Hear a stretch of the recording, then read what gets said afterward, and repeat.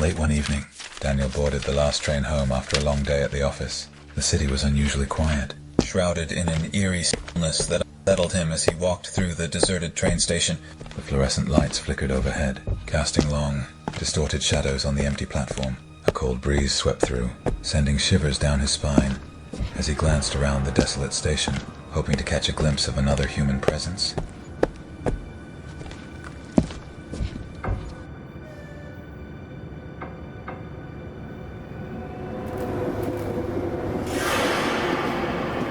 Finding an empty carriage, Daniel settled in, letting out a sigh of relief as the train began to move.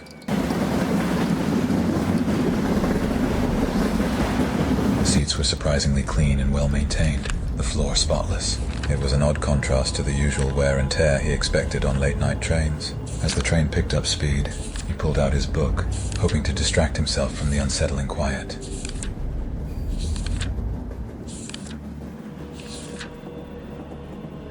After a few stops, Daniel noticed something peculiar. No one else had boarded the train. He peered through the windows into the darkness outside and saw that the other carriages remained dark and empty. A sense of unease crept over him, but he attributed it to fatigue and the late hour.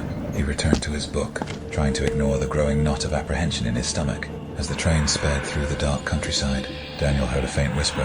He looked up, but the carriage was still empty. The whispers grew louder, more insistent, filling the air around him like a haunting melody.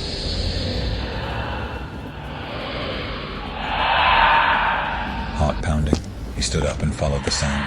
His curiosity mingled with a growing sense of dread. Opening the door to the next carriage, Daniel stepped into a scene that froze the blood in his veins. The air in the carriage was thick with a chilling presence, and he could barely make out shadowy figures seated in the rows. Their faces were obscured, their eyes glowing faintly in the dim light. They murmured in a language that sent shivers down his spine, a language that seemed to come from another realm. One figure turned toward him, its eyes locking onto his with an intensity that made Daniel recoil. It stood and began to approach him slowly, its movements unnatural and disjointed. Daniel stumbled backward, his mind racing with disbelief and terror. He turned and fled back to his carriage.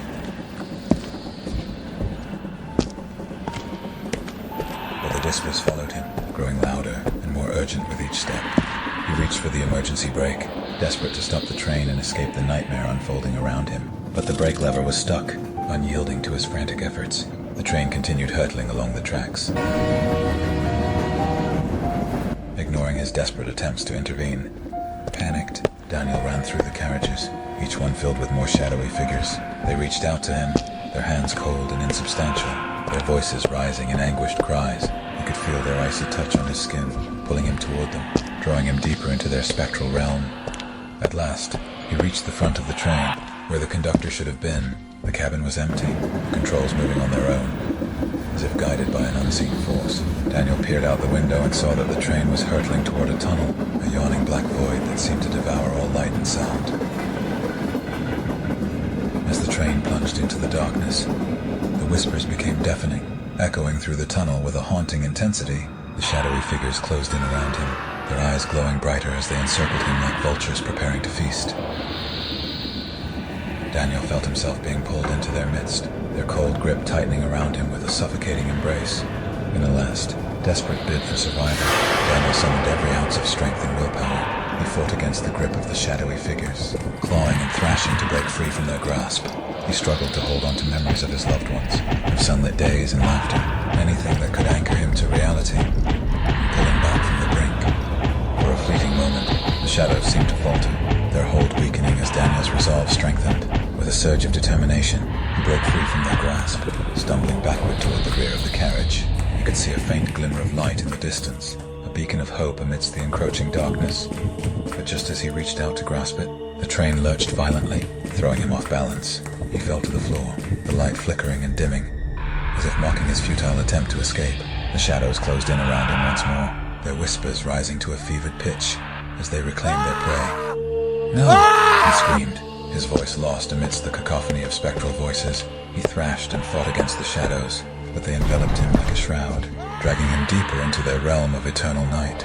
The next morning, the train arrived at the terminal, empty and silent as it had been before Daniel's ill-fated journey. The doors opened, but no one stepped out. The station staff searched the train, finding no trace of Daniel or any other passengers. The carriages were pristine, untouched, as if nothing had ever disturbed their eerie stillness. The train was put back into service, and life resumed its normal course. But late at night, on the last train home, passengers sometimes hear faint whispers and catch fleeting glimpses of shadowy figures out of the corner of their eye. They know better than to investigate, for those who do are never seen again.